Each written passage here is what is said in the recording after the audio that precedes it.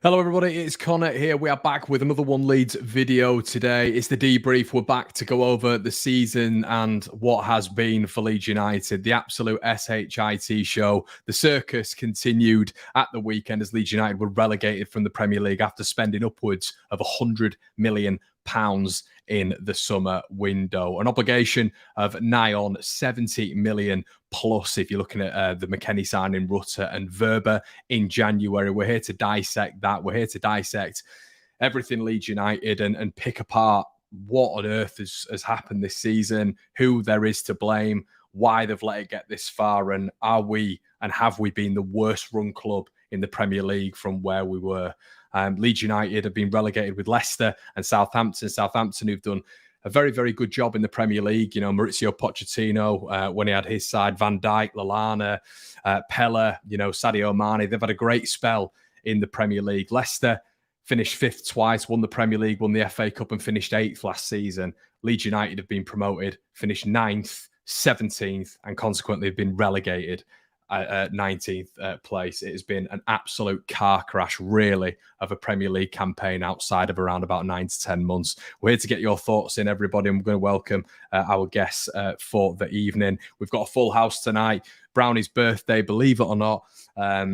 I believe it was on the Monday or the Sunday. He's going to have to fill us in on that. Gabe's moved house to a podcast studio, and we're here to discuss everything Leeds United. So welcome the chaps in. Move my fat head down there. To Gabe, a podcast studio. Do one. Gabe, have you set this? Have you literally bought this house for that room so you can just look really flashy on the One Leeds Fan Channel? I'm operating on championship money now, so I better start selling things if I'm going to finance this new place, to be honest. So, but I thought out with the old, in with the new, Trying to get excited for next season. A bit like Leeds United you're hoping for, really, aren't you? So, Mr. Brown, nice birthday, mate. I mean, you're just talking to us about how you were... You took yourself off a little bit and try not to think about Leeds United. But I have to say, mate, even when I do that, I think I've had a couple of big moments when Leeds have had really dire moments in my life as well. And it's difficult, isn't it? I just feel a sense of, I don't know if relief's the right word, but just glad it's over. Just, we don't have to keep on looking at the table every 4 minutes of the day. And it's just done now, isn't it? And they've ruined the last 10 months of my life, so they weren't going to ruin my birthday. So... yeah, it was a good birthday, man. Thanks for all the wishes from everyone on that. But yeah, I think like everybody, just glad to get the season out of the way. It's been horrific. There's been little bits of joy along the way, but from when did we beat Forest? Beginning of April. That seems a long time ago. That it just went from bad to worse, and then worse again. And I mean. If ever there could be anything that summed up the season, it was that Lucas Moura goal. Because by God, it was just like watching a testimonial. It was like it was someone's testimonial match, and they had to score. That's how that Lucas Moura goal felt in the ground. It just felt like he got the ball. It was like, right, nobody can tackle him now because it's his day, and he's got to have a goal on his testimonial. And he just went through and popped it in. And I mean, I hadn't even looked at how many we've conceded this season, but it's got to be close to 80. I mean. Yeah, it's close to 80. It is. I think 78. That's what you say, Gabe? 78? 78. I think 80, 84 or 85 was Derby County's record in the Premier League era. We're one match away from that. I'm not sure what you're meant to do when you're letting in 78 goals. And I mean, me and you, Connor, not argued, but we've debated about this for a few years about the whole goal difference situation, about going down on goal difference and does it really matter? And we set up on Sunday and we had 2 attacking players on the pitch. We had Harrison and we had Rodrigo. That was it. And what I've tried to say, maybe not worded it right, was if you're going to get beat, you may as well at least get beat having a go. I mean, we had 9 defensive players on the pitch. Well, 8, whatever McKennie's classed as, 8 and whatever McKennie is, right? And we still conceded 4. Like what is there to get yourself off the edge of it? It was just like we'd win the ball back and we were like, right, go on, then break. And you're like, well, there's nobody to play it. There's nobody attacking. We saw the lineup and there must have been 3 right backs, 4 centre backs, a left back, another centre-back, Forshaw, McKennie, and then Rodrigo and Harrison expected to do none of them you'd actually pick if you were building a side. You know what I mean? Like, it's not like you'd say, I want any of these defenders. No. If you're building your team from scratch. At one point in that first half, Adam Forshaw, well, a few times in that first half, Adam Forshaw was our furthest player forward. And then McKennie tried to do it in the second. He tried to get forward as well. It felt like Forshaw and McKennie were taking it in turns to try and get up with play. But I mean, 7-8 defensive players and you still concede 4. It's just not good enough. And it's not just, I'm not just having a go at Allardyce there for Sunday. It's just as a whole of the season, like Gabe says, conceding 78 goals. What is that? That's just it's horrific. The fact that we didn't finish bottom when you've conceded 78 goals is a victory in itself, to be honest. So yeah, I'm just glad it's done with. Just glad. I'm sure everybody's the same. Just glad it's done with. It's over. The inevitable came. I mean, coming away from Bournemouth felt like the final nail, and then obviously bringing Big Sam in, everybody thought like a little bit of hope. He was saying the right things. Listen, Jesse Marsh was saying the right things. Talk's not done in a press conference. It's not done. It's done on the pitch, isn't it? And I mean, he came in. It wasn't a nice set of fixtures, but 1 point, nothing really improved, in my opinion. If anything, it kind of looked... Well, from Palace onwards, I think everybody can agree. From Palace onwards, it just looked like a sinking ship. And we've got a club where we've got an owner that doesn't even stay with a sinking ship. It jumps ship and just goes and tries to buy a fancy new toy. At least the captain of the Titanic went down with his ship. I mean, not being there at the ground, just stand up and own it. Just own up to just the mismanagement. But just your headline of the show tonight, that it's rotten. That is it. Like, there's nobody taking ownership. Do you see the Leicester owner was there and the Southampton owner was there on the final day of the season? It's interesting, isn't it? Yeah. I mean, he got his wish. He wanted to follow the Leicester model, and we've followed it to the championship. Then he should have gone to the ground, though. Then he would have really followed Of course, he should have followed the Leicester model, because at least he showed up. I mean, I saw something, and I don't know if it's right. You never know what you see on social media, but like, do you know the Red Bull models? I'm sure that Southampton was one. Where one, that mean they've all been relegated.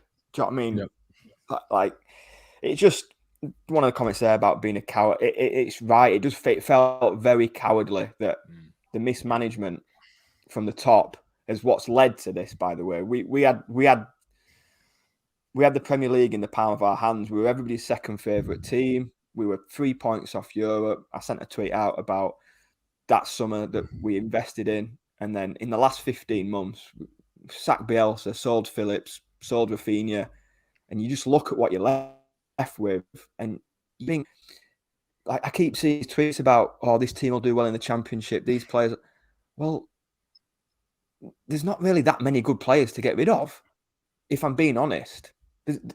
You look at the players that can leave. I've seen today that Adams has got a relegation release clause in. Probably one of our best players, definitely. 30 million. Harrison, another one that looks to leave. Other than that, I don't think I'd be too upset to see any of them leave. And that's a big statement to say, because of where we were with the connection with the football club after that first season. There was a proper unity between fans, the players, the board, the manager, everything. It was galvanised. It was Leeds were united, and now it's just so ununited, it's untrue. And that's the management come from right from the top. And for him not to be there on Sunday to face the music, I think says a lot about him, really.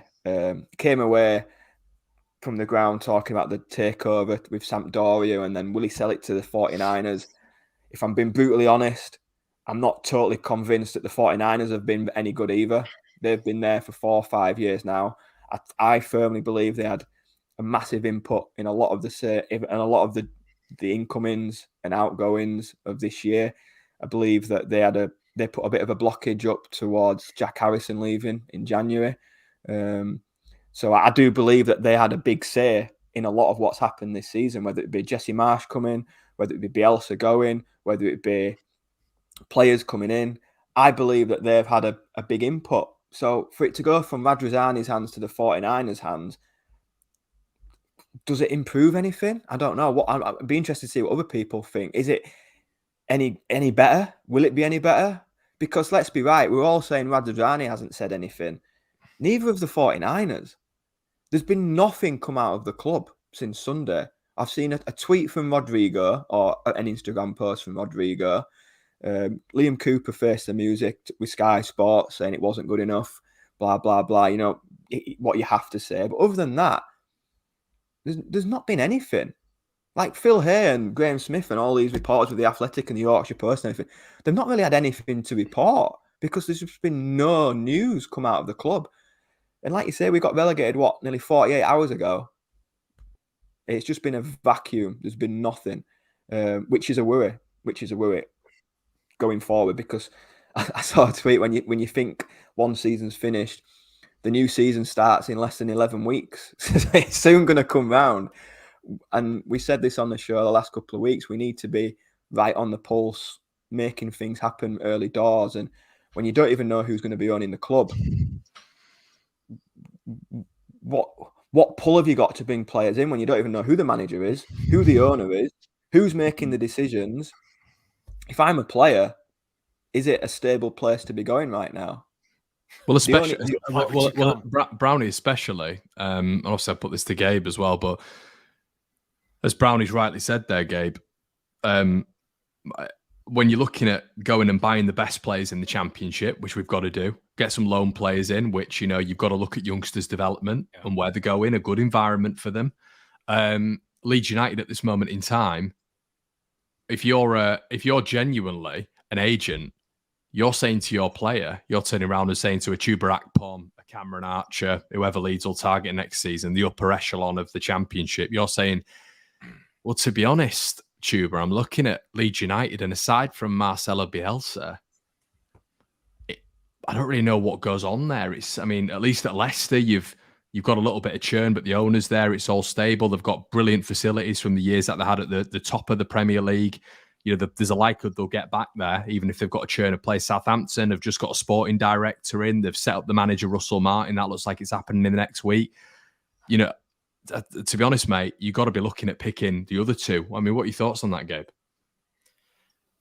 I mean, I want to pick up on something that Brownie had said ages ago, is when the lost opportunity when we finished 9th.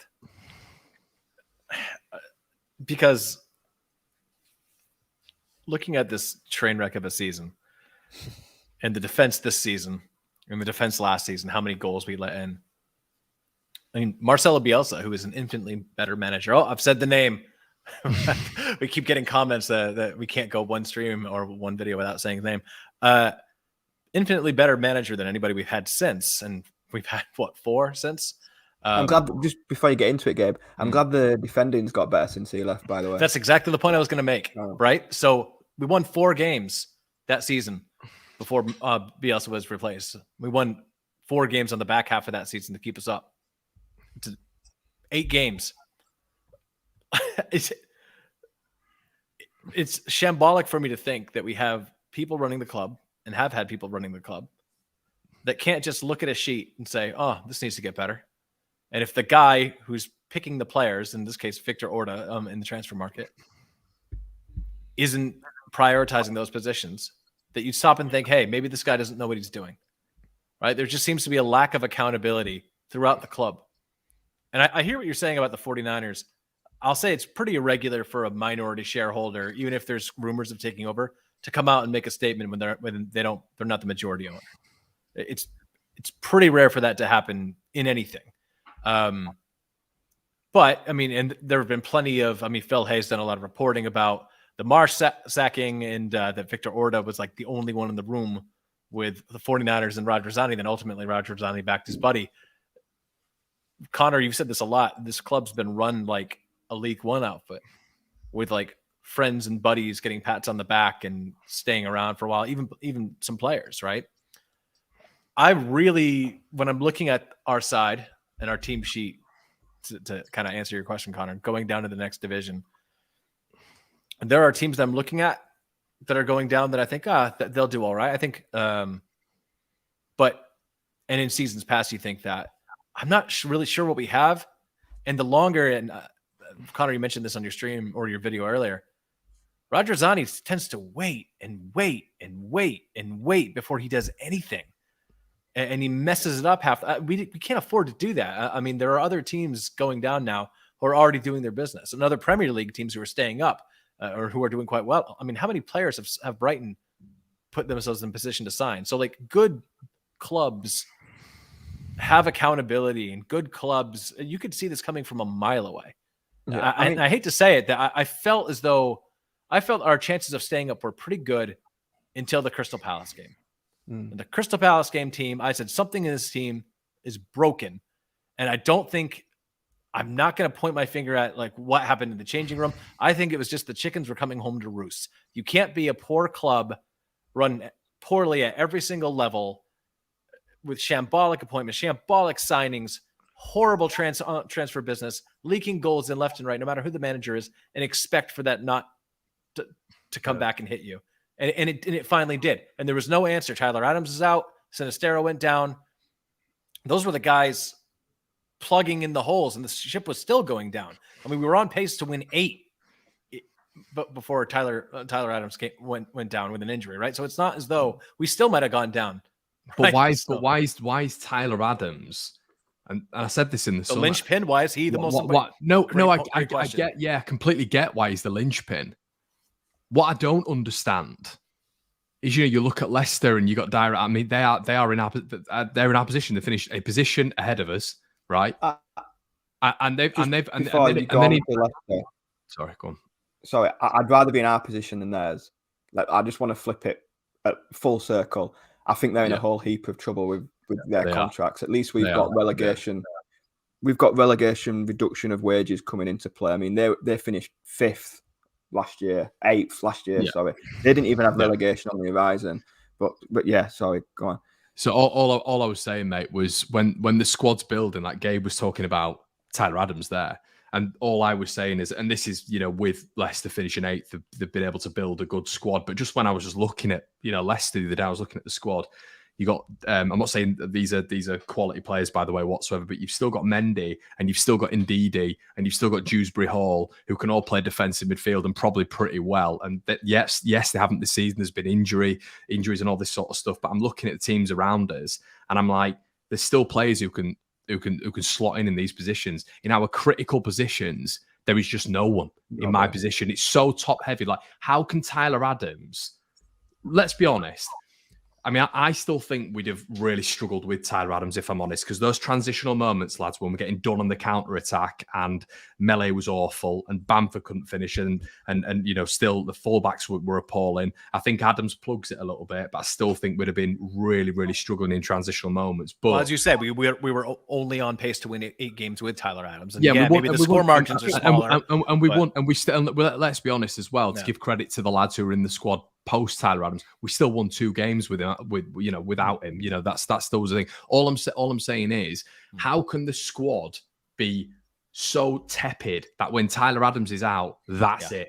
Dependent on Tyler Adams. I love Tyler Adams. Good player. Still somehow met 24 matches played, finish in the top 5 of tackles in the Premier League. Really, really good. That said, he should never be the linchpin of your squad.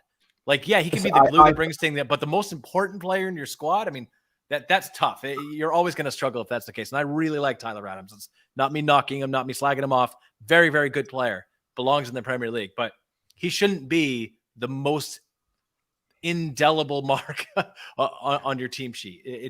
I think we did really miss Tyler Adams. I do believe we missed Tyler Adams. I mean, we started games with Sam Greenwood, defensive midfield. You can't sit and tell me that we didn't miss Tyler Adams. I do believe, would we have stayed up? I don't know. It's a good point, Connor, because we went down by about 5 points in the end. But I do believe we would have been better with him in.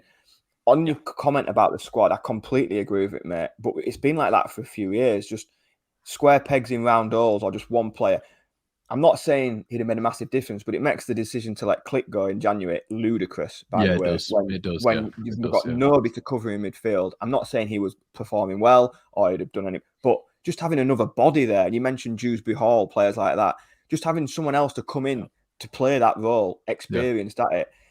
But we came up with a spine of our team of Melier, Ayling, Cooper, Stroik was played in the Championship. We had Forshaw, Bamford, Harrison, and we're going down with Bamford, Harrison, Cooper, Stroik, Forshaw, Melier to the last 4 games.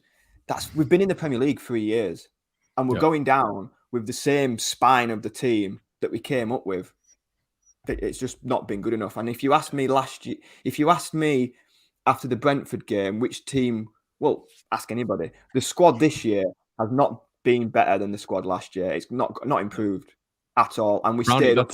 You've had 2 players leave the club who've gone on to just win the domestic leagues. Yeah, Rafinha's won La Liga, and Phillips hasn't played obviously, but he's featured a little bit more recently, and they've been rating his performances. He's won the Premier League with Man City, and he'll probably feature a lot more next year. This is the point. It's like you sell players like that on, and you've got to get it right. And how many times have we said it, fellas? Brownie mentioned it last week. When managers, they have to be backed, of course they do. But for this specific brand of football, where the ball was just hoofed in the air, it was all about up in the air. Marsh came out and said it's all about central, narrow football, and it's to get to the goal. It's all about the ball getting there as quickly as possible. It's not about possession-based football. He said that. He said we don't need the ball, want to get the ball nearer to the goal. So when you're spending over 100 million quid on players that are siphoned into that system, and then you've not got a recovery rate. You haven't got a recovery rate like that. You are literally going balls deep into Jesse Marsh.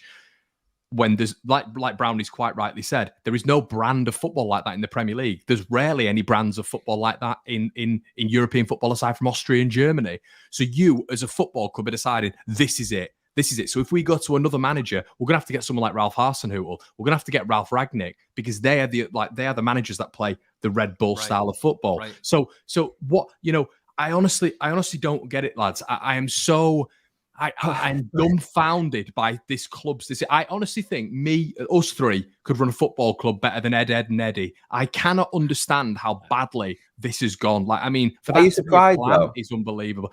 Brownie, do you know what? Do you know what, mate? Go on. Sorry, just before you go, we're talking about a group of people who have got it that wrong that they needed to employ Sam Allardyce for the last 4 games. There's no plan in that. There's no strategy. There's no, this is our plan. It is literally last chance saloon. What did they throw at him? 500,000 for 4 games and 3 million if we stay. But this is a guy, Brownie. This is a guy, by the way, that was sacked by England for allegedly taking bribes, and we employed him for the last 4 games. All I'm saying, mate, is it's just there's no plan. Leeds would not be hiring Sam Allardyce at the start of any season. That's what I'm saying. There's just no plan to it, and they have to be the ones that are accountable. I mean, it could only be Leeds that could go with Bielsa and go down with Allardyce. In the space of 15 months, that's what we've gone. That is what we've gone to, and it's just. And by the way, I liked what he was saying. I liked his no nonsense type of thing. I don't believe, because you know who's in charge. For me personally, the team he sent out on Sunday, he signed his own death warrant for that job. There's no way he can get that job after putting that team out on Sunday. I don't think he wants the job. I think he would rather.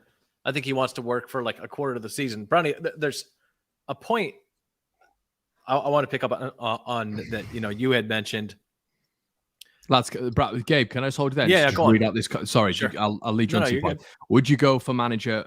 Who would you go for manager player-wise? I'd go Keane, Lewis Potter, Lewis O'Brien, Joel Perreault, Jed Spence. There's a lot of deadwood there too. PRM, we're going to go through a video, and Lewis has said this. What players would you keep and get rid of? Now, that's not going to be this type of stream, mate. But we have got a video coming, and we'll probably get onto that in the debrief in the coming weeks. But yeah, I just wanted to get onto that before we go. Go on, Gabe. No, but I was going to say about the players. So a couple of things.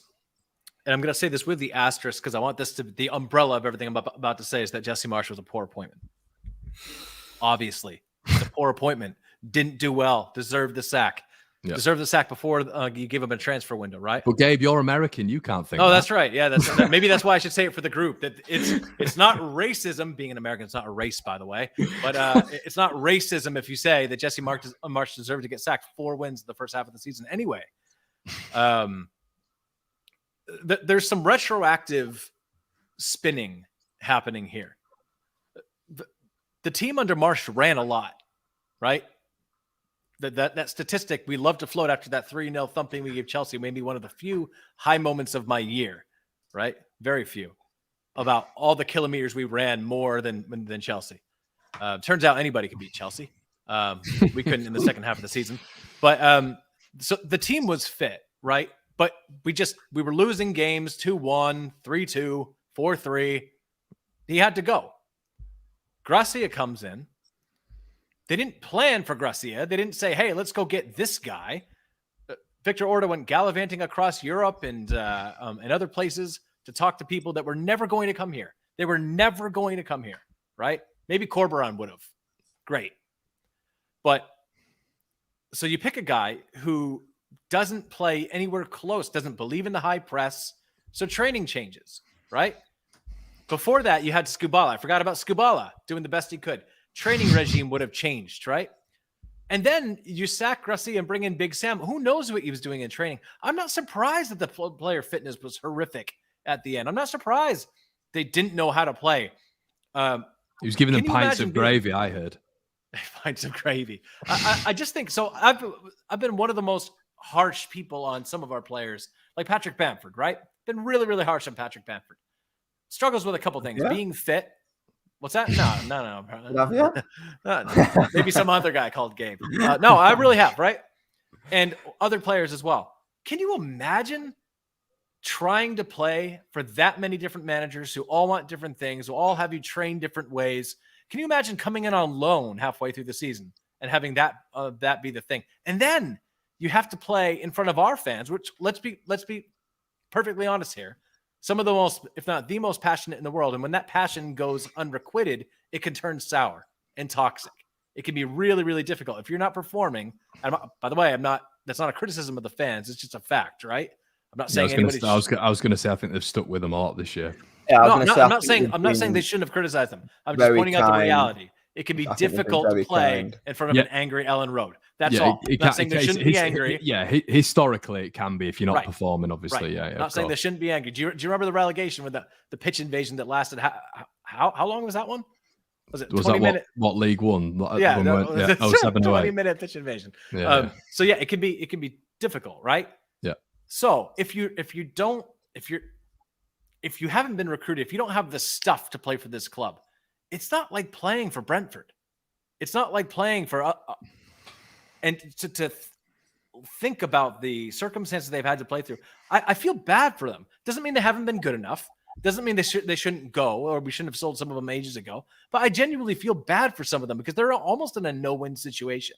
I mean, who was going to step up? Honestly, if you were not a Leeds United fan and you were looking into that team, who was going to step up and save this team from relegation? But you've just clocked on a point there as well. You talking presumably you know when you're on about January and you're talking about the players we brought in. Weston McKennie was brought in. The board backed them back Jesse Marsch 10 days previous. They brought McKennie in, and then 2 days later they sacked him. McKennie was probably brought in with the intention of playing under Jesse Marsch. You know, can I say something about McKennie so you guys don't get any stick? I'm just going to go ahead and say it. I like Weston McKennie. I've watched him play most of his games for Juventus and Schalke before that. I watch every United States national game. Weston McKennie, yes, all those things are true, Connor. Absolutely promised stuff. Was probably told a whole bunch of stuff about this is how you're going to play. Marsh's job is safe, all this kind of stuff. That being said, it still hasn't been good enough. He's not been good enough. He's not. You can say that without now. You can't say that. Now it doesn't mean, and this is the truth with Bamford as well. It doesn't mean that people should be personally attacking him. I mean, I saw that there's this photo going around from a Leeds United fan. He's sitting there taking a photo with their kid because it was the last player the kid not been photographed with, and people were hurling personal abuse at him while he was getting the photo. So like, I get it that like, and nobody here on this channel is going to justify personal attacks. Like we didn't with Bamford, we went with McKennie. But you can say that it's been unfair to the player and he should do better. Yeah. You can live in a world where both things are There's a true. balance there. There's a balance. There's a few things there. And the fitness thing, I it was West Ham away last weekend. And after about 55 minutes, Harrison looked absolutely dead on his feet. He looked completely gone. And people were like, why just took Harrison off? Like, if people like on Twitter were like, oh, Harrison sub. Honestly, he couldn't move. In the ground, he couldn't move. He couldn't get around the pitch. And he was one of our most athletic players in years gone by. Jesse Marsch was a person who thought, no, we don't need relaxation rooms and double training. He changed that to a media room so he could do his press conferences and stuff like that. Was it press conference or for Netflix, Brownie? Well, yeah, but I completely agree with you, Gabe, on the fact that when you've had 4 different voices in one season, players won't know whether they're coming or going. Tactics change, training change, even times of training change. Sometimes you'll have double sessions. Other managers will only have single sessions. Stuff changes from manager to manager. They all have the different things. So to have 4 different managers in one season is asking a lot of the players. And I'd be amazed if there's any club in the Premier League who have stayed up when they've had 4 different managers. I can't think of one. Chelsea have had 3 different managers, and they have players that you're paying 100 million quid for. I'm not trying to say that they're worth that. By the way, since Lampard came in, they're bottom 3. So they're second worst in the Premier League based on form since he's come in. As for McKennie, I kind of hear it on click because he left because Marsch was still a manager. I think that was pretty obvious because when Marsch got sacked, he was there liking it and everything. So on the flip side of McKennie coming in, being promised the world under Marsch, they've also let Click go because Marsch is here. So one of the other, the board have got it wrong both ways. Either get rid of Marsch and keep Click, or bring in McKennie and keep Marsch. They've sold them 2 different players promises, and when you're coming in for it happens in football. You go to clubs because of a particular management. The people are there. You'll see players go wherever certain managers go. It happens in football.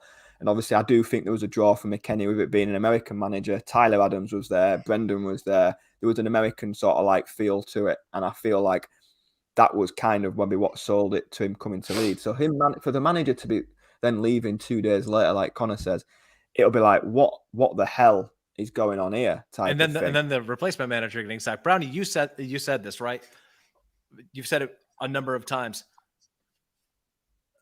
We think about the worst thing you could do navigating a January transfer window. It's give a window to a previous manager and then sack him right after. We've done it twice in 2 seasons. Twice.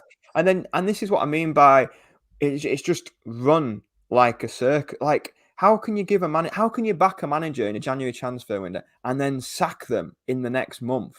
To do it once is pretty catastrophic, and it shows that we have idiot owners. To do it 2 seasons in a row. Having said this, though, on the whole McKennie thing, because there's a massive sort of like, I feel he was being at the ground. By the way, he wasn't the only one getting abuse at the ground on Sunday. When the players came to the lap of honour, I think Stuart Dallas saved a few of their bacon because obviously the ground were giving Stuart Dallas a massive reception, which kind of pushed away from some of the players getting booed. Certain players, they're coming again, not coming around as a team. They're coming around in 1s and 2s. Some players were getting booed. Some players were getting a round of applause. I was amazed that McKennie actually came back onto the pitch, to be honest, to come round, because when he got subbed off, a bit like West Ham away, he got hammered. Yeah. And there's no shying away from that. I do feel the fans have been very, very kind up until about, I think, Bournemouth was the turning point for some people, the Bournemouth away, when you get battered 4-1 by Bournemouth. I mean, I think back to Leicester away in the league. People were calling for Jesse Marsch's head then away at Leicester. And he kept in his job for another few months. But as a whole, I think the fans stuck with a lot of the players up until Bournemouth. I think Bournemouth was the turning point where people's head has just gone. So for McKennie, it's not right him getting abused, but I don't know if this person's his mate or isn't his mate. Weston McKennie could have come out and told him just to shut the fuck up because he was poison.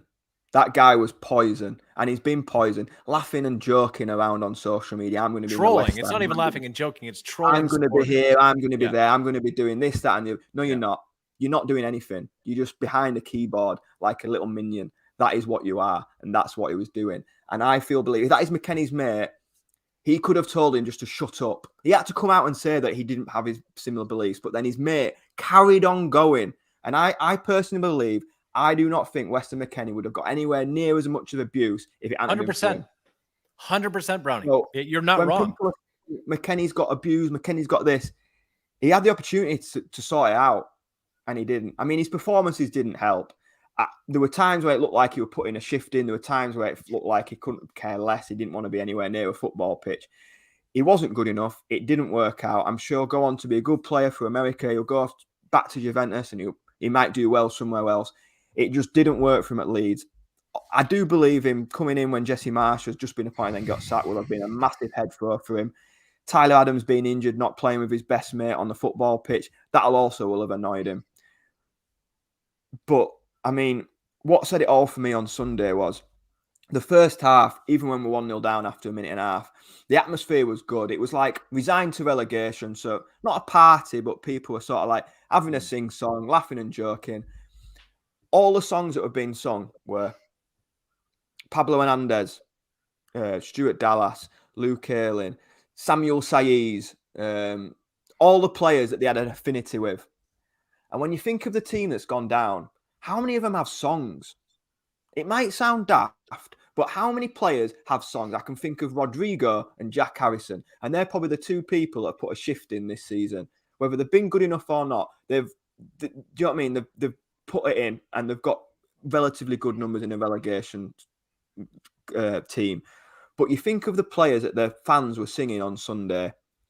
There were renditions of Sami Saiz, like I say, Pablo Hernandez, like the Bamford at the back, Ben White at the back, Bamford in attack, blah, blah. The good times when they felt united.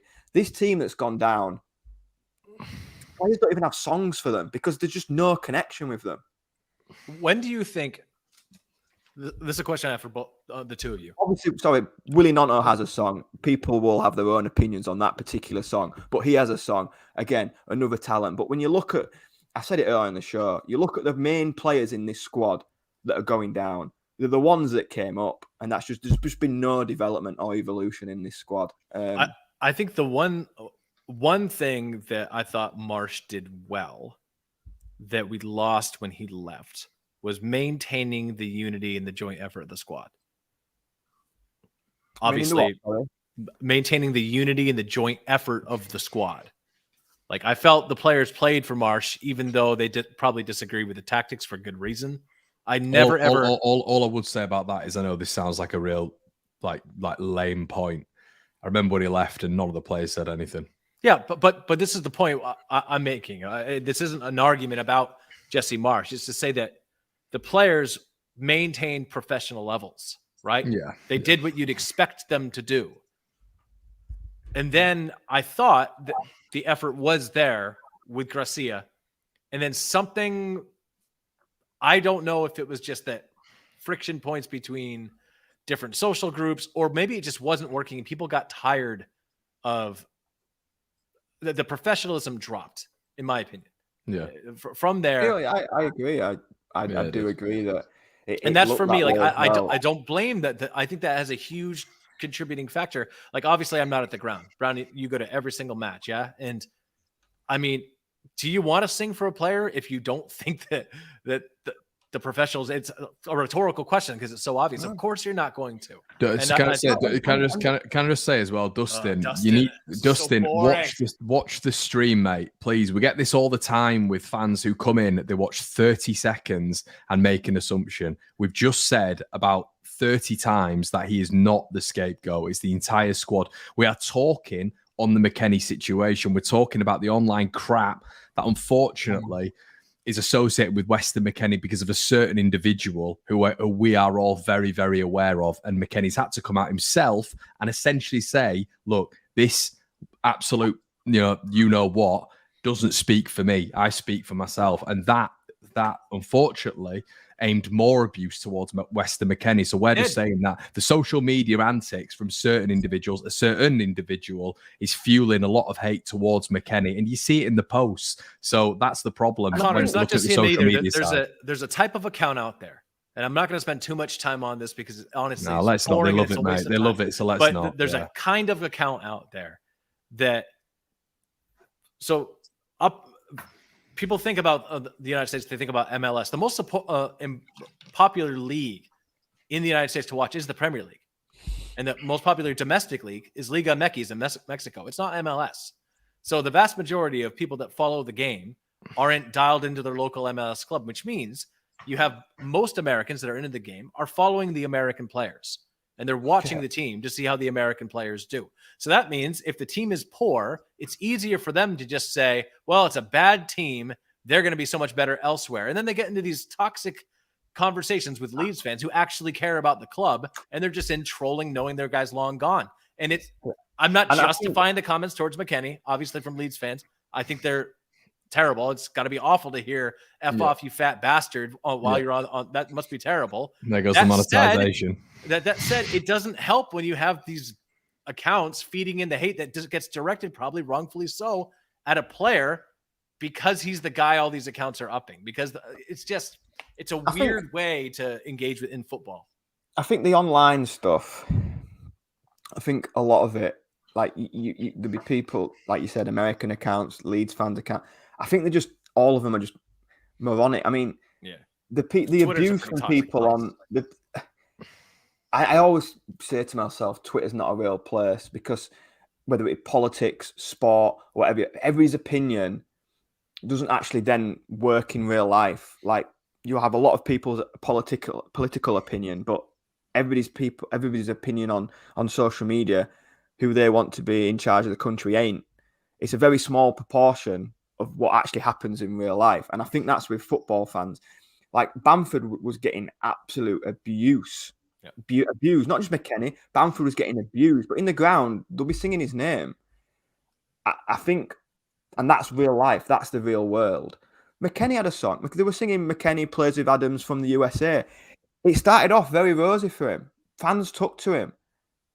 But then when things start happening on social media, and then Adams got injured, the Man United away game, I thought McKennie was really, really good in that game. Alongside Forrest as well. Our last win, I thought he was fantastic. And then when his mate got injured, and obviously the manager's sacked, and then you've got that donut making comments and things, it just turned toxic. But it still wasn't that toxic in the ground until, I would say, Bournemouth, when the whole lot of them got abused. That was the first time I remember McKennie getting booed off, was Bournemouth away. And at the end of the game, the whole lot of them got hammered. They had to stand in front of the away end and take it. And then from Bournemouth onwards, I think a lot of them were getting smashed from pillar to post. Bamford took his bit. Ayling's had his bit during the season. Yeah. Cooper's had his normal bit. Mellier's been hammered. Mellier got probably the most abuse out of any of them. From me, include not abuse, but criticism. No, it's not abuse. Not abuse. But criticism. So, I take that back. Not abuse, criticism. So, Ayling, Cooper, Bamford, Mellier. But all of a sudden, because it's McKennie, it's an American thing. No, well, it's not, because the majority of the team have been hammered at some point this season because they've just not been good enough. But do you not feel, Brownie, the genuine question, do you not feel that players that are associated with Jesse Marsch are going to be seen as part of a larger problem that Leeds fans did not want to see? No, and I disagree. See, for me, I actually get a little bit more annoyed with Brendan when he loses the ball than I do with some other players, because I'm like for me, this is like all I can think of is the price tag. Like, I'd probably be like, it's okay if it was $5 million, but because this was a Marsch guy, they probably overpaid. These things do factor in, I think, slightly, because I think a lot of people. He got a good round of applause when he was coming around the pitch yesterday. Tyler Adams, he obviously was a Jesse Marsch player, and I think the fans have taken to him. I don't think it's a Jesse Marsch thing. I just think it is, if you've been crap all season, they're not going to have a connection with you. And Adams was one of the players who did well, obviously. I mean, last year, Rodrigo got hammered. Rodrigo got battered by people. And this year, people are loving him. Like, I just think it's football, and fans are very fickle. But I don't think going back to that comment about McKennie being a fall guy, if you actually take a step back and look at it over the course of the season, there's been a lot more people than Weston McKennie get criticised by the 100%, club 100%. and hammered on social media. Social media, I've seen gifs of Aronson, I've seen stuff made up of Bamford, I've seen stuff made up of Melier. I mean, I myself call Melier Polo because it was like a big hole in him. Everything that went towards him went in. It's just football. That's it. But there's a borderline of abuse, and I think McKennie has probably taken a little bit more purely because of all the social media stuff. And I think he's taken more abuse on social media rather than at the grounds. There's only been a couple of occasions where I've heard him being booed off. Yesterday being one, Bournemouth being another, and possibly West Ham. But by that time, people have sort of resigned to him not being here next season because relegation looked nigh on a certainty. But as for... Sorry, I was going to say, as for the whole, the Marsh thing and the players, when you actually think of the players he's brought in, a lot of them haven't been good enough. I mean, Christensen is no improvement on Ayling. I think actually we bought him as a right back. He's no improvement on me. I actually think he's been better at centre back. Connor, do you think he can play right back? Better than him? No. Christensen actually defended. I know he conceded 4, but 1v1 at the weekend, he actually defended a lot better in the central areas where he wasn't exposed out wide. I know Brownie, but what's this guy's bar? You know what I mean? He's no. Brownie, you're not making an argument for Christensen. No, you're not. You're not. This is another player that Marsh has 10 million, Brownie. I guess he was 10 million quid, so it gives him a little bit more slack than an Aronson and McKennie, doesn't it? It's the 35 million per piece. The thing that's come out about Aronson having a relegation release clause, it's not going to be cheap, by the way. We paid nearly 30 million for him. The relegation release clause isn't going to be cheap. So unless someone activates it, which that's how a relegation release clause works, someone has to bid that amount of money for it to be activated. I mean, after this season, 30 million quid for Brendan Aronson. I'm not sure who's activating that. So unless someone activates that release clause, he's playing in the Championship next year. So unlucky, son. I don't release clause. Brownie, I don't think anyone activates a 30 million release clause for Adams. I don't think they do. I didn't want to get into it, mate, because obviously you said you were going to do another stream, and I've done my own keep, stay, unsure.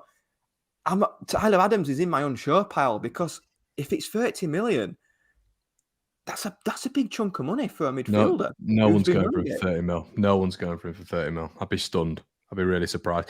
Thing is, Gabe, what you've got to take it. So let me just get Sean's comment in. Radrazani's made mistakes, but what person has not compared to Ridsdale, Ken Bates, Chelino? He's the best owner. He is Sean, but he was also at a point where, for me, he could have, he was at a point where he just had to make minor changes and would have been fine. He didn't do that, and that's neglect for me. So he's the best owner because he brought us up. Yeah, that's the only thing he's got in his. I mean, we've heard the ground's going to get redeveloped for about 4 years.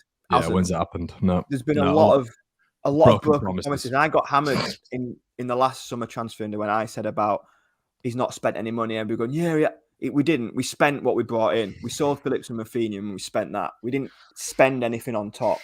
It's been done for me very cheaply, and I think that's obviously what's cost us then going down. I'm not. Yeah, and you're right. Cheers for your comment, Sean. Adams at 30 million quid is a snip.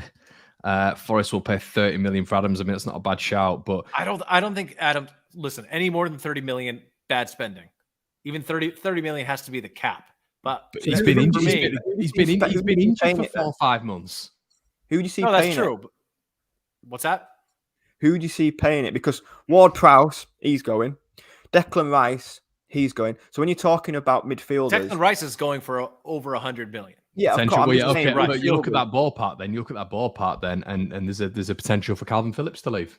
Well, but that's what I'm saying, though. Like, I can buy that a Premier League club, if Victor Orta can be a director of football at a Premier League club, I will buy that somebody will pay a third of what clubs will pay for Declan Rice, for Tyler Adams. I can buy that. I don't know who, but I don't think it's inconceivable that Man United would pay 30 million quid for Tyler Adams as their rotation piece.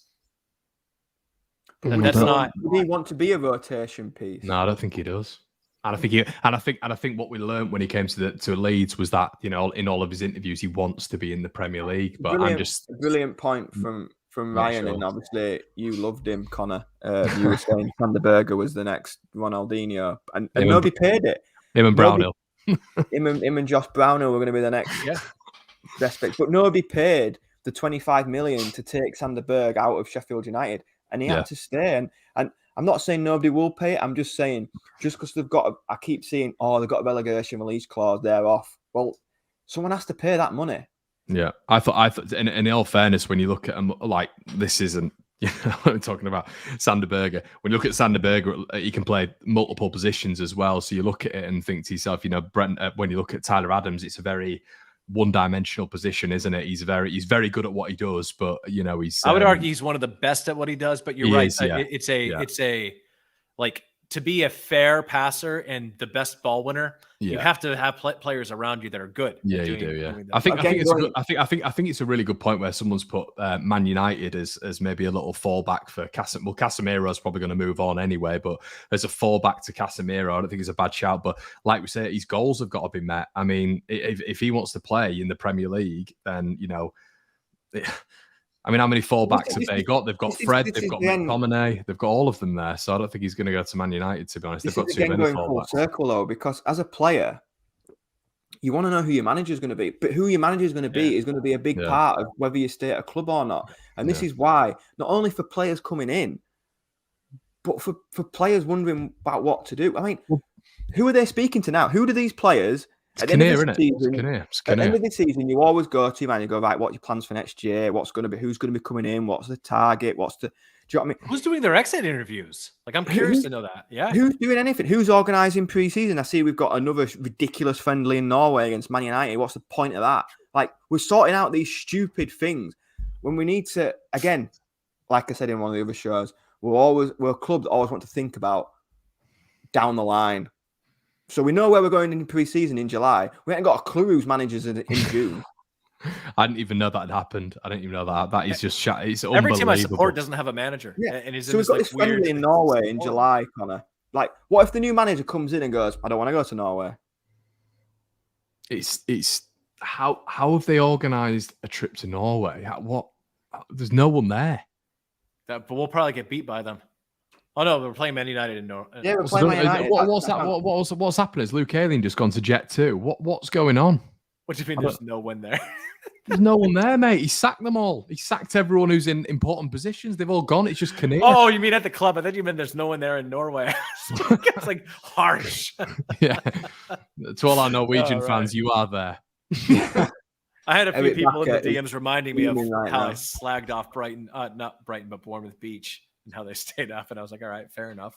Yeah. Beach is but it's right. Like, we've got plans in place for July, but none in place for June. Yeah. Yeah. God, it's just an absolute shit show, isn't it? Goodness me. Look, and everyone's saying it's for the big fan base we have in Norway, and you're right, but that's not the point. The point is, with its priorities, everyone. The club has no structure right now, and they're seeing that as a priority. That's the point. It's like how, what is, and I understand that these things happen in time, and it's a domino effect, but surely the biggest. So before I get any bars of abuse from Eric Bakker and co, like, I'm not having a go at Norway. I'm just saying. 4 parts. It's confirmed here. This channel hates Norway. It's confirmed. I'm saying 4 parts in June should probably be more of a priority than Norway in July. That's where my head's at. Yeah.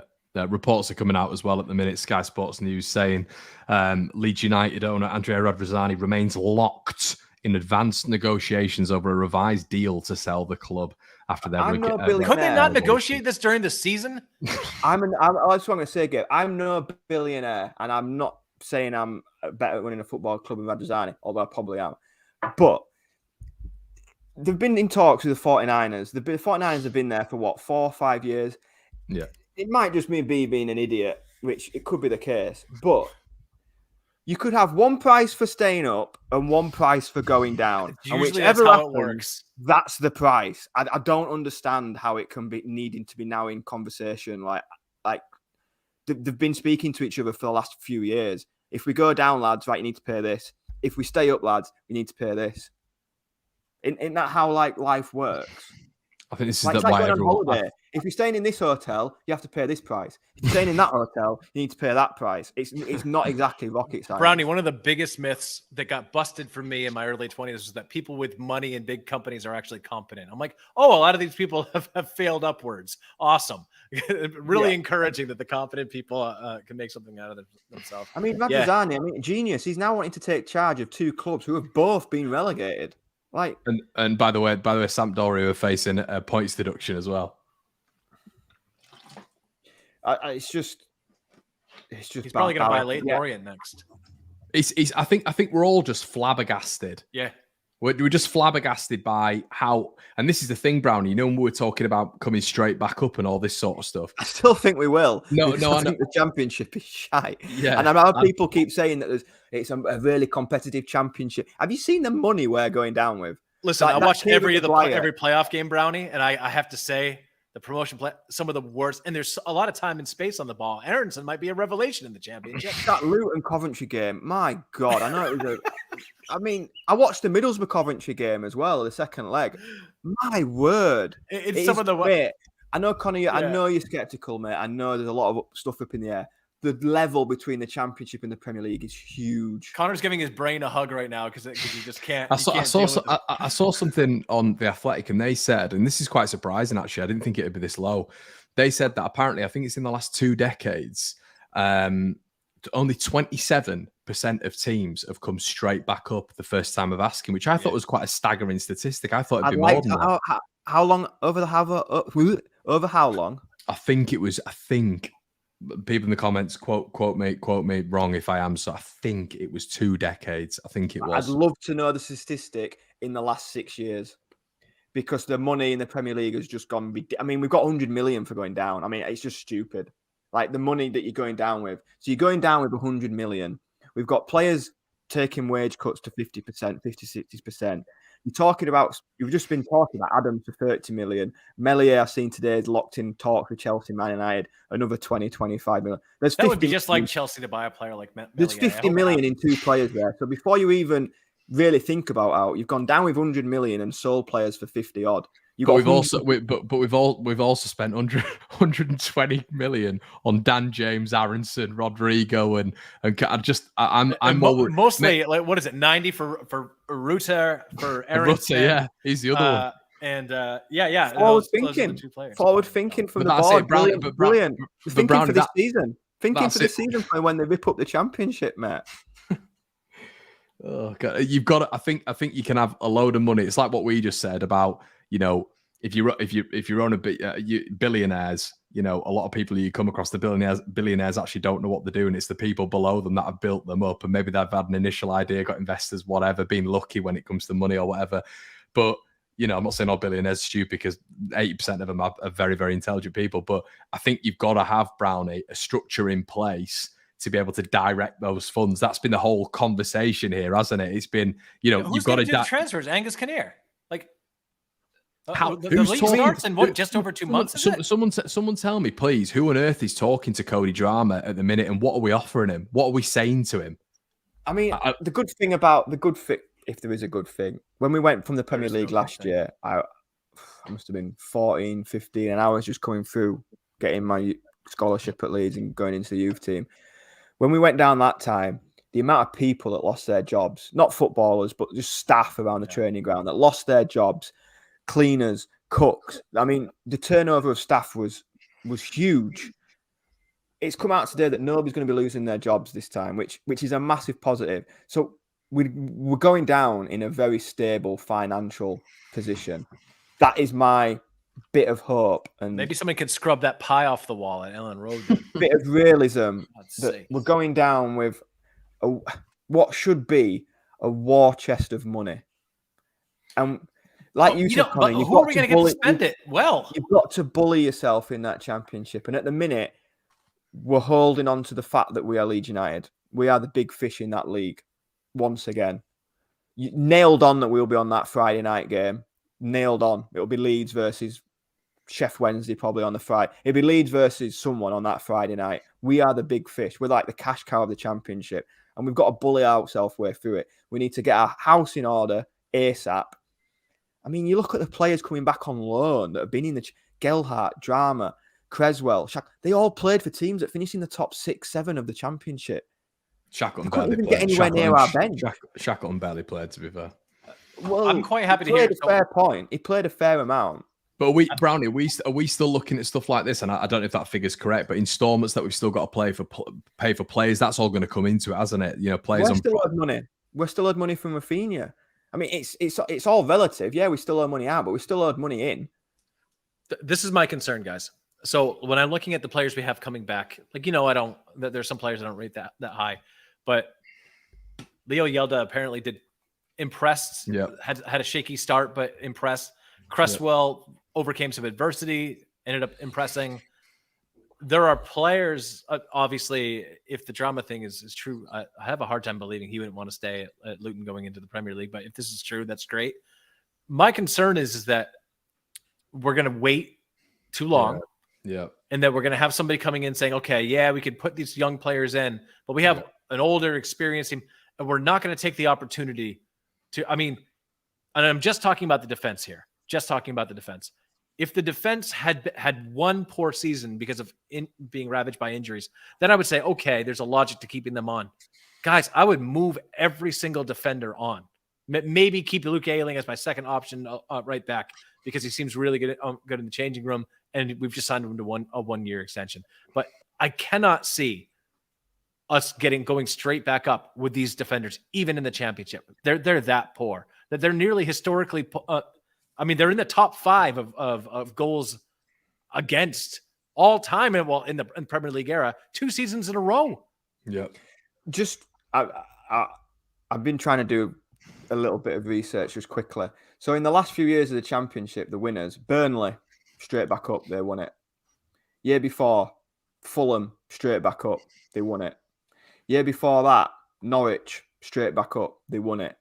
Teams are going down and blowing the league wide open again. And then you look at the likes of Watford yo-yoing, Bournemouth yo-yoing, Sheffield United yo-yoing. You're going down, and honestly, mate, I think the last team that went down and didn't come back within 2 years was probably Stoke, and they were just a Brownie. I'm agreeing with you, mate. All I'm saying is this has been the worry of the whole stream. It's the fact that right now there's nobody there. It's the fact that we're locked in negotiations, and I'm just thinking to myself, how long is this going to take? And I'm like, if this takes longer and longer, players are going to be a little bit like, if we want them to stay at Leeds, some of the young lads.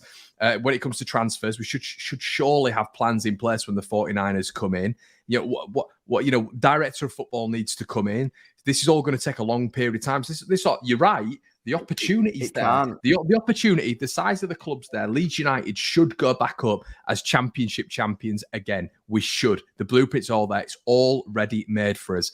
The problem is, you, and Gabe and everybody in the chat doesn't trust anything that's going on board level. That's my just inherent worry about this. Like, we've got to get this sorted quickly. Until they prove otherwise, this goes for the 49ers. We have to assume they're going to get it wrong. Right? Yeah. Because we've been suckered into it. Connor, you were talking about it in your video earlier. You were suckered into believing, I actually thought these folks had a plan. Now we can't ever afford to do that again, can we?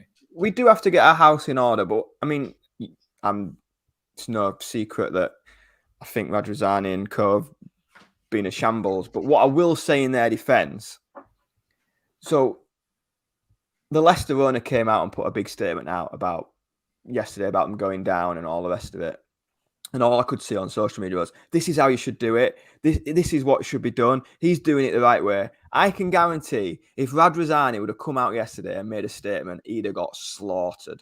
He'd have got hammered. He was in a no-win situation. Yeah, of course he would have. He'd have got battered. He'd have got abused. He'd have got, what you're talking about, sell the club. So it was pointless him even saying anything. But I don't think it's pointless, Brownie. Like, I think Jesse Marsh should have said something when he got sacked. Right? Because that's what you do as a professional. Whether or not you're going to... Of course he would have been slated. But that's part of what... If you're going to buy a Premier League club... Brownie, you'd have surely rather have felt a little bit better, surely, mate, if you'd have heard from him. Of course, I know what you're saying, that it's better if he comes out and say, it'd have meant nothing to me. No, but do you think that would be... it's not the same at all. It's like when you've left the football club before and you've probably put something out on Instagram or Facebook, a little comment, whatever, because you thought, the fans have supported me, whatever. I'm going to put this out there. This guy's he's in a different stratosphere when it comes to your level because he owns the frigging football club. I get that. I totally agree. Some statement, sure. I mean, please tell me you read the club statement. Who wrote that? My first question was... ChatGPT wrote that. Absolutely. There's no one who wrote that. Who wrote it? That was my question. Who's my made that? My fake Jesse Marsh AI voices that I've been sending to these guys all year in our private chat had more realism to it than that. And this is what I'm saying. Ridiculous statement from the club. This is what I'm saying. Like, it was a ridiculous statement. Whatever Radrazani would have said would have been ridiculous. It'd have been, "You a coward. You weren't there. What's the point?" It would have just been a pointless, empty statement. But I agree. I agree. It'd have been better him saying something. Yeah, I mean, at least go out with a spine. At least go out with the courage to face it. Would him saying anything yesterday or today made you think, "Oh, no," great. But he still owes us that. It's still the right thing to do. Maybe I'm silly and old-fashioned, but I want them to do the right thing for a Brownie, change. he owes you it. He owes you Yes, it for going to every single away game this season. He owes you a statement for supporting the club wherever you've been. That's what he owes. And he's swanning off in Italy trying to buy another football club and spitting in the fans' face. And that's the side I get. But the players just... Who've we heard from? Rodrigo? Yeah. That's it. Why are they not coming out and saying? I don't know. I just don't get it. Maybe the guy running the PR has told them maybe not to. I wouldn't be surprised with that guy's professionalism. Yeah, probably. You're probably right. Yeah. I mean, I have no idea how that guy got his job. No idea. But again, it's just a reaffirmation that sometimes people in positions of note, maybe they're not the best at what they do. Yeah. Maybe we shouldn't assume that they're legit. The only issue I've got again with the championship is the fact that the only one, eh? It is the only one because I am firmly confident with the players that I think will stay and the players coming through. I think Joseph and Perkins have done really well in the 21s, 23s, whatever you want to call it, and the money we'll have. The only problem I see is it's JB and Archie Gray, by the way. I think they're going to be the big ones. Yeah, exactly. Players like that, accompanying the first team squad a lot more, I think. The only issue I see is we are, whether we like it or not, whether other clubs like it or not, we will be everybody's cup final. Yep. Yeah, this is the problem. This is the problem. It's the only problem we knew this last time, Brownie. We knew this last time when we were down, even when we were decent. But to be fair, after the season we've had, I want to see a team that says, sorry, I don't give a shit if it's your cup final. I'm going to beat you anyway because I'm better. Yeah. I have it more in here. Yeah. And if we can't do that, then we don't deserve to go up. It's the same thing as if we can't win games in the Premier League, then we don't deserve to stay up. The comment you just put up, maybe that is the domino effect now. If that deal's been agreed, that might be the start of the dominoes that now knock on for just going to check the takeover for Leeds. And then you might see things happening over the next week or two. If we get to the middle of June and we haven't had a manager to put in place and stuff like that, it's a time to worry a little bit. But I keep referring back to Middlesbrough and Michael Carrick. They were 22nd come Christmas, dead and buried, and he got them to third. So it's a long slog. The championship... I'd take him, by the way. Anyway, the championship is a long, long slog. Sampdoria finally finds peace. An agreement has been reached between Andrea Radrazani with its group and Una Vita de Cinema. The board of directors now proving the capital increase doesn't say. So, well, I thought 43 million got rejected. So 45 million. It was something ridiculously cheap. I say ridiculously cheap. That's ludicrous money. But in terms of football clubs, 45 million doesn't really sound a lot, does it? Well, how much did he buy the club for? Was it 40 or 50, Rads, when he first came in? I have no idea, mate. But what we're looking at now, 170. Yeah. Not a bad profit, is it? No, it's not. We need another documentary. Imagine that. Hey, imagine that this season. Jesus Christ. Just no Russell Crowe this time. We can't afford him. We got to use these parachute payments for someone better. I think we should get the nanny, Fran de Rochers, to... Do you know what they should have done? They should have Netflix should have seen that we finished 17th last season, the year after Bielsa, and we didn't build. And then they should have seen Rad's tweet where he said it's impossible to get relegated. They should have just gone, "Oh, that could be That could be an opportunity. But there. indeed, That's it what was they should have like the done. narrator. Actually, it was possible, and it happened. That's what they should have done. They should have seized that opportunity. They should have gone that tweet. Because do you remember the reaction to that tweet at the time? Everyone was like, "Oh no, what have you said that for?" You know. Yeah, it wasn't a wise thing to say, was it? No, apparently Joe Donahue's tweeted. My old colleague, what's he saying? Let's have a quick look at it. If he's obviously Joe's at the Evening Post. Well, Phil Hayes tweeted about it now as well. So it's just quoting in it. According to Sky Sport, Andrea Rosani and Sampdoria Europa, Massimo Ferrero have come to an agreement. Yeah, it's just tweeting really what's being said. Well, hopefully then that's the domino effect that we need. Just shows how Brads is he's just like he's skint, isn't he? He's skint. Bit of white smoke in Italy. They like a bit of white smoke over there. I was watching Phil Hay earlier, and the person I was with chimed in and said, "Oh, is that Carl Pilkington?" And I was just like, does look a bit like Carl, doesn't he? Just burying me. Yeah. You'd have to defend Phil Hay as well. Oh, I love Phil Hay. Phil Hay's great.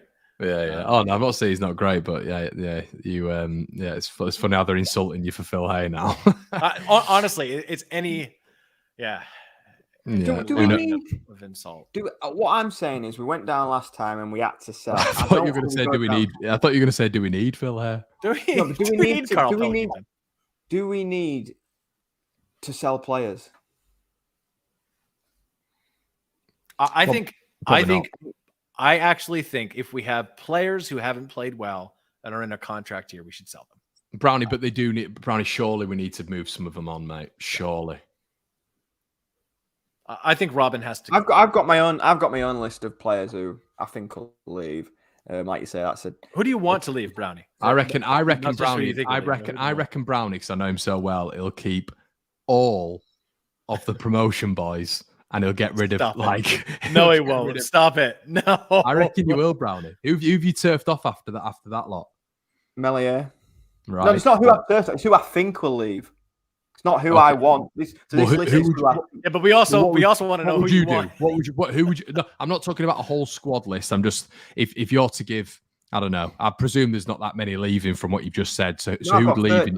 I've got 13 leaving. Leeds just said move me.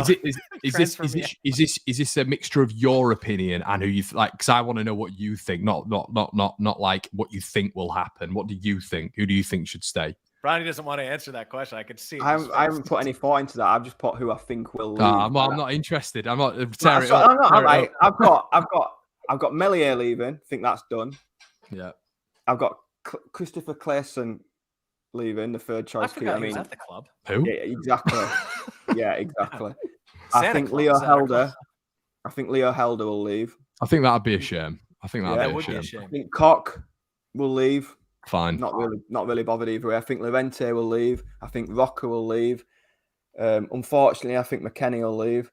I think McCalmont will leave. McCalmont's just won the league, hasn't he? I don't think he's good enough for the championship, and I think he's, like I say, I think Carlisle might take him League One again. I think you probably get Lewis Bate would be ahead of him probably as well, wouldn't he? I think Aronson will leave. I don't think so. Yeah, I didn't until the relegation release clause came up, and I just think with him being young, I think someone will probably take him. I don't think it'll be a Premier League team. What's his clause again? What's his clause? Do we know it? We don't know the clause, but given how much he was signed for in his youth, I doubt it's going to be low. That's why I don't see anyone coming in for him. I think Jack Harrison will leave. Yep. I think Paveda will leave. I think Sinistera will leave, and I think Tyler Roberts will leave. So you're saying we'll keep Alder Helder Costa? I forgot about him, to be honest. But to be fair, Brownie, a lot of those players you've mentioned aren't really featuring anyway. Koch, Rocker, McKennie, Aronson, Harrison, Sinistera, Melier. Oh, it's just Sinistera. Sorry, I didn't know. Yeah. I didn't know he said He names the whole starting 11. Connor's like, none of those guys play. Connor's in a trance. He doesn't really know where he is at the minute. I'm really unsure about Strike and Somerville. I'm really unsure whether they'll want to just... I think Somerville has aspirate. He was kicking up a fuss when we got the year in the Premier League on Bielsa that he wasn't playing, and that was 2 years ago. So I'm not sure that he'll want to stay in the Championship, to be honest. So do we know if Rodrigo goes down with us, hypothetically, yeah, and I think he's the highest paid player at the club. If Rodrigo comes down with us, are we actually looking at a scenario where his wage is going to be reduced by 60%? Do we actually think he's going to stay on that? I'd surely. Well, the only way I think he leaves, and he's in my unsure pile, is if he goes back to Spain and plays in the league or somewhere like Espanyol or something like that. I can't see him going anywhere in the Premier League. Apparently, Emery wants him. Emery wants him. Apparently. Well, the Spanish link there, isn't there? I'm unsure on Nonto. There doesn't seem to be a great clamour of things coming out about him. I'm unsure whether he'll do a year. And Tyler Adams, it's just if anybody pays the 30 million. Do you think there's something? Do you think there's something in that for Nonto where? I mean, this could be hypothetical.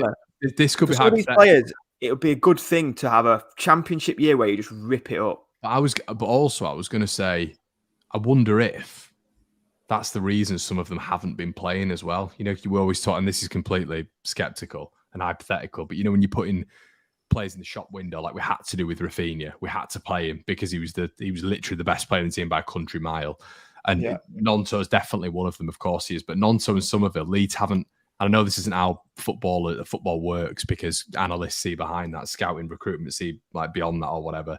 But it does make you think if they've not been in the shop window for the past 10 to 11 games, Somerville really, and Nonto especially, it makes you think to yourself, I mean, this will be strategy, wouldn't it? But being forgotten, which hasn't helped Leeds at all because we've been relegated. But in a strange sort of way, we could keep them in the Championship. I can't see there being any strategy. I mean, we have no strategy for anything, so I can't see us actually being able to execute that. That would be too smart. On top of that, you know, Big Sam just likes experienced players. Those guys are young.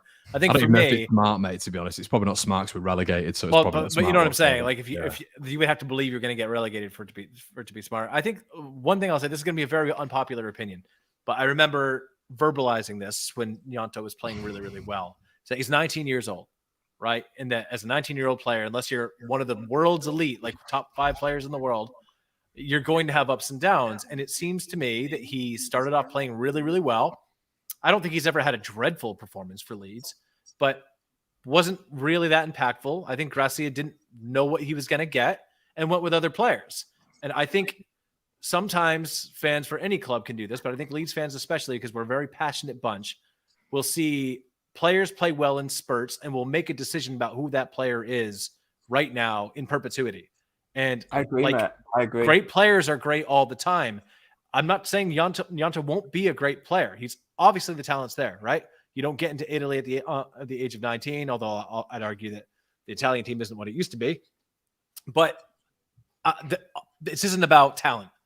It's about, I mean, content creators have been doing this too, wondering why he isn't on the pitch. I mean, as a manager, you have to pick the players who are training well, and you know what you're going to get out of them, especially in a relegation battle. That's why we didn't bring like JB into the team. That's why some of these younger players didn't get in, because you don't really know what you have with them. And I think sometimes we can jump the gun about who's worth what and what kind of player they are based on a very small sample of performances. I think with Nonto, he lit up the place, didn't he? And then the injury he suffered with Italy. I think since he came back from international duty when he had the injury, and then obviously he wasn't playing as much. Right. I don't think he's been as impactful in the last month, 6 weeks. But saying that, has any of them been as impactful? It's just been pretty dreadful across the board. But I do really agree with you, Gabe, that he is a young lad, and I throw this at quite a few of them, Somerville included. I think if you had a year just playing week in, week out, just lighting up the place, I think it'd do them more good than bad to then just go somewhere and be the same sort of like squad player. Because I mean, I saw yesterday about Jack Harrison being linked to Villa and West Ham. I don't see the likes of Nonto and that getting that link just yet. Yeah, well, unless he goes and sits on a Premier League bench and he uses impact. But would Nonto be a cheap sign? I think he probably would. I think he'd be probably affordable. We signed him for what, 4 million? I don't know how much Leeds can demand of him, to be honest. That was only 1.5 million. I think it was 4. Anything under 10 is great business. When you sign someone for 4 million, his wages aren't going to be massive. They're not at all, no. So it could be a case of a new contract, but if your wages aren't massive, then the transfer fee is not going to be as big, and lots to come into play. But But yeah, it'd be interesting if you Kieran says, Brownie, lots of red flags with this takeover, lads. The buy price is probably going to now be based on how many players stay, what prices we sell them for, delayed takeovers. I think that's a lot, though. I think assets are a big thing with the takeover, to be honest, Kieran. Obviously, you are acquiring. Yeah, the ground owned by Radrazani, isn't it? The ground is owned by Acer, his company. Yeah, so that's going to have to be. I mean, I'll read out the just an update, guys, from Phil Hay here. Back and forward in the Sampdoria saga, the investment bid that Radrazani is part of is back on track again, according to reports. He's not the only party involved in the Sampdoria proposal. QSI drawn into it last week, but the view has always been that Sampdoria investment would require a Leeds sale. As before, the 49ers value Leeds at 170 million tops after relegation and still want to take over. Connor, Radrazani seems like the guy who, like, you go out for a night out and he's like, all right, yeah, I'll Venmo you 100 quid. The next morning he sends you like 15. You're like, this isn't what you said. I guarantee he negotiates like that. Like, there's verbal agreements. Brownie, when I met Gabe, that's exactly what Gabe was like. So that's right. Yeah, I said, he's still over that round. I said, hey, dinner's on me. We got everything. And then I said, all right, Connor, pay up. I'm still not recovered from that. He took me to the most expensive place. It does feel that this sale hopefully then puts our club into perspective and who's going to own it. And then whether it's Radrazani or the 49ers or Chelino, it's got to be we've got to get things right early doors. Just quicken it up. Yeah. Let's go. Let's move. Let's go now. I can't believe they haven't when we hired Big Sam in the last 4 matches. I can't believe they weren't already doing this. Like, it goes to show they actually thought Sam would keep us up. If they're now actually just engaging with us right now. I mean, it makes me want to throw myself off the building.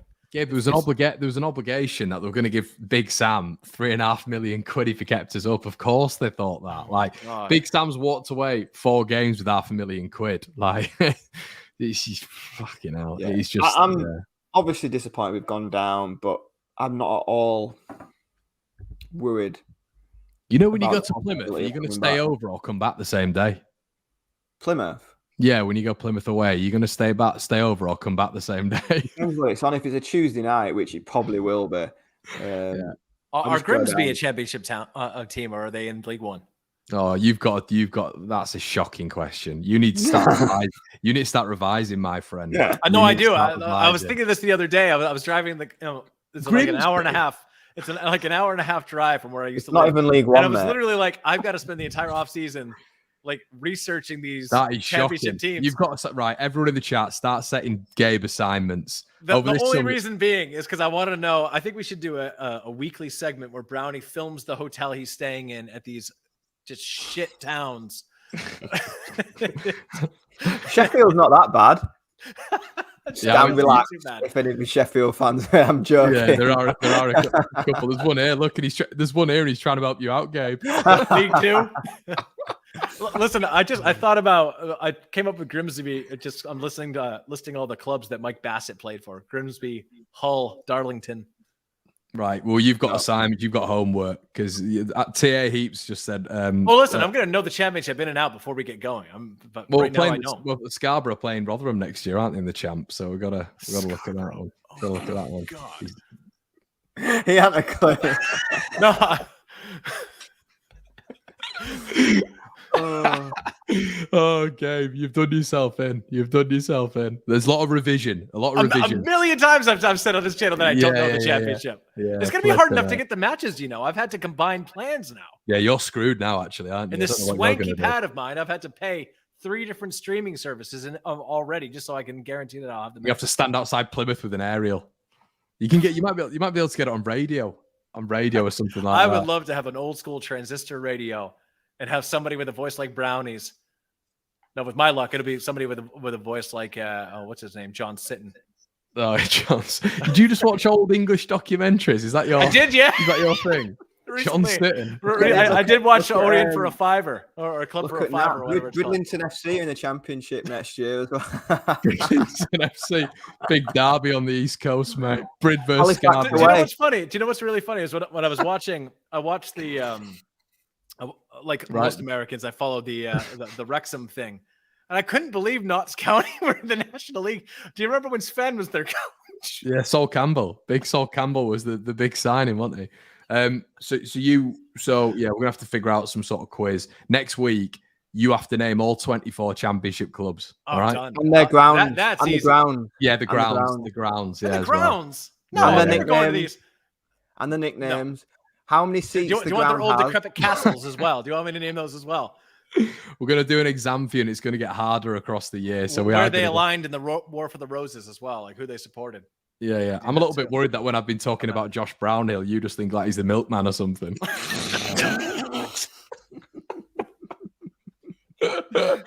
Somebody's gonna pop up in the chat. Stop being racist towards Gabe. It's gonna come up. You know that they have no Gabe, VAR, don't you? No VAR in the championship.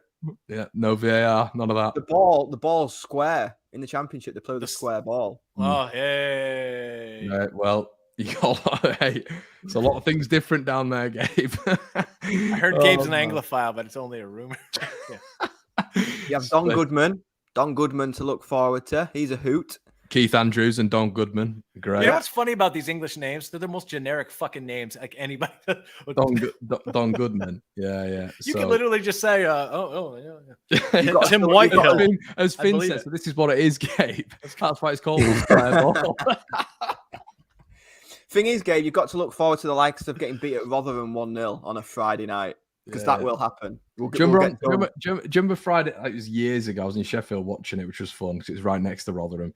But do you remember when we lost 2-1 to them? And it was that Johnson Clark Harris, and he scored twice. And it was when Antonucci scored, and we had the sick note 6 there. And I think it was the week after all the controversy had gone on, and we lost 2-1 at Rotherham. God, it can't get back to that. It can't get back to that. Thinking of Rotherham, I remember going to Rotherham, and there was. God. It was that bad. I can't remember his name, the manager. Darko Milanic or something. He was there for about 40 days. Well, yeah, not at Rotherham, at Leeds. No, the manager. I remember. I'm looking at League 2 right now. I'm looking at the standings. Crawley Town was nearly relegated. Why are you looking at League 2? Rotherham away, he was manager. Darko Milanic. I remember standing there thinking, good God, what has happened to this club? Yeah, Swindon Town. Swindon's a terrible town. Hey, Swindon used to bash us up in League One, mate. Billy Painter and Charlie Austin up front used to give us nightmares. It's a good thing I don't live in the UK. I slag off so many small towns. There's some absolute journeys next season as well. Like, what ground are you most looking forward to going to, Brownie? Ironically, do you know what they'll do to Leeds fans? The 2 away games in succession will be Ipswich and Norwich, which basically Which round am I looking is in the forward arse end of nowhere. Plymouth, Brownie, come on. No, because I'll be on a bus for about 19 hours. No, that's what I'm saying. Well, do you say looking forward to or not looking forward to? I'll either say Huddersfield or Sheffield because I can be there in half an hour. We're gonna have to play Hull City. Oh God! Do you remember when we went up and you had Luke Ayling shushing their players, and he's going to be back down there again next year? He's doing that, wasn't he? And you're down and we're going up. I would probably say Sunderland. Stadium of Light. Yeah, I like Stadium of Light. It's not light. No, it's not. It's a nice ground, but around it, Jesus. I watched that Sunderland till I die. Ipswich. That was it. Ipswich. Ipswich. Nigel just suggested that we do a weekly segment of me analyzing a shit town, and you can't because you've got to learn from the starting point what teams are in the championships. You can't be analysing towns just in general. We need they would be attached to the clubs, obviously. It wouldn't just be random towns. Oh no, we're going to Skinning Grove this week. Like, mate, you've mentioned Grimsby. I can't believe you thought Grimsby were in the championship. League 2, is it? Who else do you think's in the championship? Let me see. Bristol City. Good God, Leif Davis. I forgot about him. Have you seen he got the third chance creation in Europe? Leif Davis. Yeah, we're playing against Grimsby every week, so yeah, true. But yeah, apparently he's been unbelievable. So right, let's wrap it up. We're absolutely waffling. Right, guys. For some reason, there's still 1,500 people listening to us right now. We've had 15 minutes of just bullying Gabe. We've had a long crap 10 months, so we had to cheer ourselves up somehow. So we were just all the nice places. We've got QPR away. Oh my, QPR is that bad that in the away end in the away end game, I'm not even joking. You can't even see the goal. Like it's that small is the stand. I'm not even joking. I couldn't see the goal. I used to live in Bristol. Bristol City's in the championship, right? The stand is that small that when you're in the top tier of it, wait, what are you laughing? They are, aren't they? You can't see the Bristol goal. City. No, you can't. It's an awful, and we've only won once there in my. I feel like in my lifetime. Listen, I'll never understand this about you English folks. You're saying, "Well, we've never won." It's a different team every year. I've never understood this about. Yeah, I know, English but fans. I know, but the thing is with Leeds, well, I do anyway. The most superstitious people. Because the same thing for my entire life has happened every single year apart from 2 years. So when the same thing happens every year, you start to build up. Oh, it's going to happen again. It's going to happen again. It's going to happen again. Like Millwall away. We never ever win. Do they even play Millwall football away. down there, or do they just set the ground on fire? Yeah, Millwall's going to be fun. Nice. It's going to be like Thunderdome. So there's going to be some nice turkey flags going down there again and some lovely chants. Right. Anyway, enough of this waffle. We're going to leave, guys. Really appreciate your comments and your tuning in for this interesting debrief. Really appreciate it, lads. Thanks for joining. Make sure you like the video. Make sure you comment in, and we will see you on the other side. See you in a bit. Championship whites. Come on. See you in a bit. Cheers.